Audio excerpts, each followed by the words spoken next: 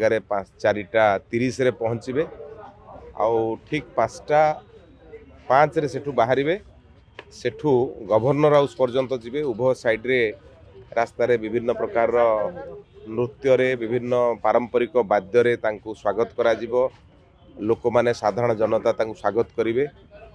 तेणु सेठू जाइकरी पहुँचे आपणकर गवर्नर हाउस रे आउ पुणी गवर्नर हाउस रु आसिकरी राज्य कार्यालय रे 6:30 रे पहुँचे। 6:30 रु 8:30 2 घंटा धरी एठी पार्टीर विधायक पार्टीर एमपी पार्टीर नेता मानक सहित एठी बैठक चलिबो एवं परवर्ती समय एठी तांको संगे डिनर हबो, फोटो सेशन हबो, तापर पुणी 8:30 रे पार्टी ऑफिस छाड़िबे। देखंतु निश्चित भाव में नरेंद्र मोदी जितेबाला ओडिशा को आसुचंती सबुबेले आपण देखिबे जे एठी जितेबाला हमर सरकार नथिला सेतेबाला भी ओडिशार विकास उपरे प्राधान्य मोदीजी दउतले।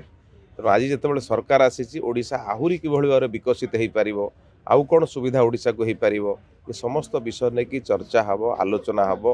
आमर जो जुगान्तकारी पदक्षेप आम ये नहीं धरा जो धानर मूल्य को आम 3100 टंका वृद्धि करे, 800 टंका इनपुट सब्सिडी दौचे, सुभद्रा योजना करे, बाकी और बहुत गुड़े योजना आम आशा करुचु समस्त योजना उपरे निश्चित भाव में चर्चा आलोचना हबो, किभଳି भाव में आहुरी विकसित ओडिशा हबो, भारत सांगरे ताल देकरी चलिबो। ये समस्त विषय आम आशा करुचु एभଳି किछि उन्नयनमूलक कार्य को लेकर चर्चा आलोचना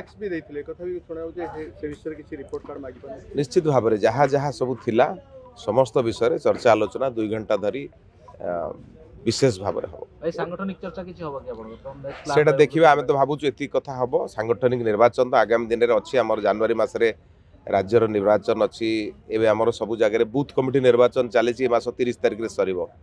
तेणु आमर निर्वाचन जो प्रक्रिया चली जनवरी पर्यंत चलो ओडिशा रे, जनवरी पर पुणी केंद्रीय निर्वाचन हम। तेणु सी तो गोटे विषय अलरेडी चली। तेणु आम आशा करुचु जे विभिन्न मुख्यतः भाव में ओडिशार उन्नति भारत साथी ओडिशा केमती पाद मिले चलो आहुरी आगू को जीव भावुँ यही सब विषय चर्चा आलोचना।